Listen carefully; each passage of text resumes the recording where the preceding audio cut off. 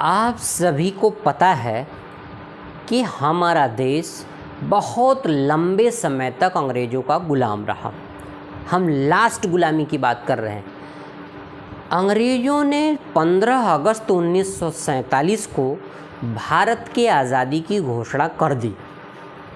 अपने मन से तो करी नहीं थी, क्योंकि इसके लिए हमारे बहुत से जो भारत के सच्चे सपूत थे, वो बहुत लंबे समय तक जो भारत के क्रांतिकारी थे, चाहे वो नरम दल रहा हो चाहे वो गरम दल रहा हो, सब ने अपने अपने तरीके से देश को आज़ाद कराने की मुहिम छेड़ रखी थी, लड़ाई लड़ी, जिससे तंग आकर के अंग्रेज़ों ने 15 अगस्त 1947 को भारत को आज़ाद कराने की घोषणा कर दी कि आज से भारत को हम आज़ाद करते हैं, स्वतंत्र करते हैं। लेकिन उनके मन में, देखिए, भारत को आज़ाद तो कर दिया 15 अगस्त 1947 में। जैसा आप जानते हैं, प्रत्येक वर्ष आप 15 अगस्त को स्वतंत्रता दिवस भी मनाते हैं, लेकिन इसके बाद भी अंग्रेज़ों का यहाँ से जाने का मन नहीं था। वो सोचते थे कि कोई न कोई ऐसा अड़ंगा लगाया जाए कि हमें यहाँ से जाना ना पड़े। तो उन अंग्रेज़ों ने देखो क्या साजिश रची। वो तो समझते थे इतने लंबे समय से, सदियों से ये गुलाम रहा है भारत, और क्यों न इसको ऐसा टास्क दिया जाए जिसको ये कर ही ना पाए।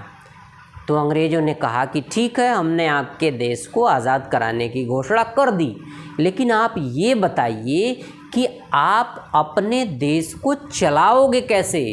अभी तक तो सारी शासन सत्ताएं हम लोग संचालित करते थे, तो आप भारतवासी अपने देश को चलाओगे कैसे।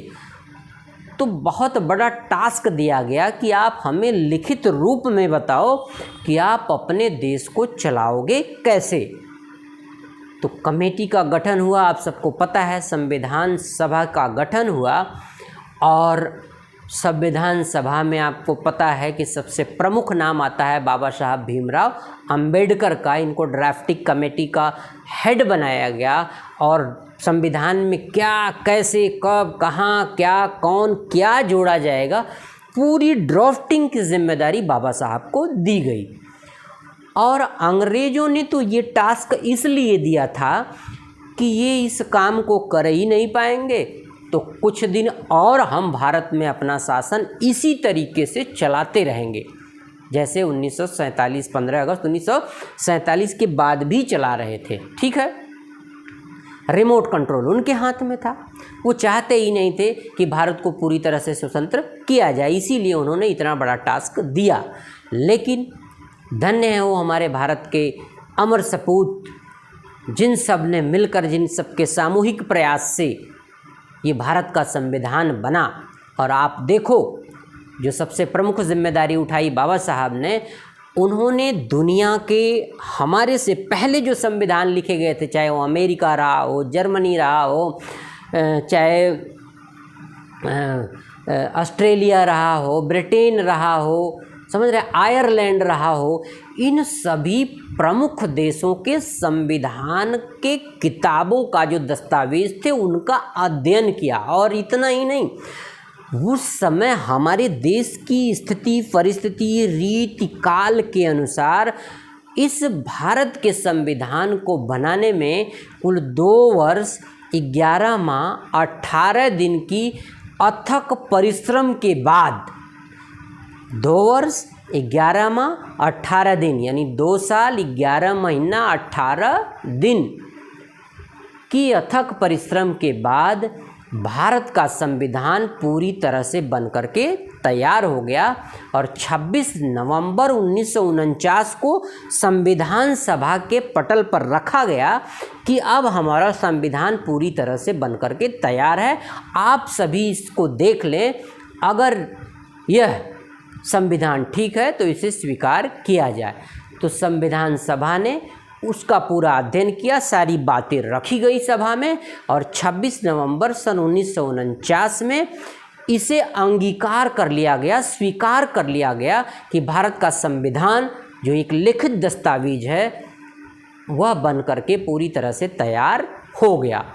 अब इसको लागू करना था, तो लागू हुआ 26 जनवरी सन 1950 में। आखिरकार 26 जनवरी की इस समय क्यों चुना गया? क्योंकि जो भारत को स्वतंत्र कराने की जो आंदोलन चला था, भारत को पूरी तरह से स्वतंत्र कराने का, जिसे कहते हैं भारत को स्वाधीन कराने की जो मुहिम चली थी, वो 26 जनवरी का डेट था। उस 26 जनवरी के कारण ये जो संविधान का जो लागू करने का जो दिन रखा गया वो 26 जनवरी रखा गया।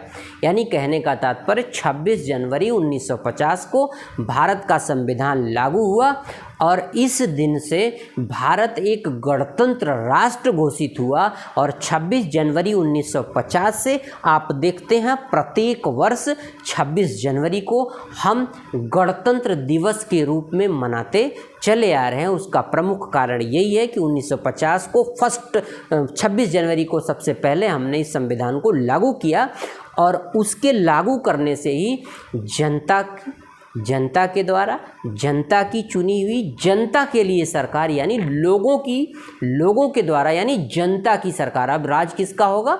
जनता का होगा। उससे पहले राजा, महाराजा, जमींदार ये सब रहा करते थे। जब से 1950 से संविधान लागू हुआ, जमींदारी प्रथा, राजा महाराजा, देसी रजवाड़े, इन सब की व्यवस्था समाप्त हुई। आपको पता है, वो किसी और लेक्चर में चर्चा कर लेंगे। तो इस तरह से 26 जनवरी 1950 को जब भारत का संविधान लागू हुआ तो भारत पूरी तरह से गणतंत्र राष्ट्र घोषित हुआ और सारी व्यवस्था हमारे खुद की हुई।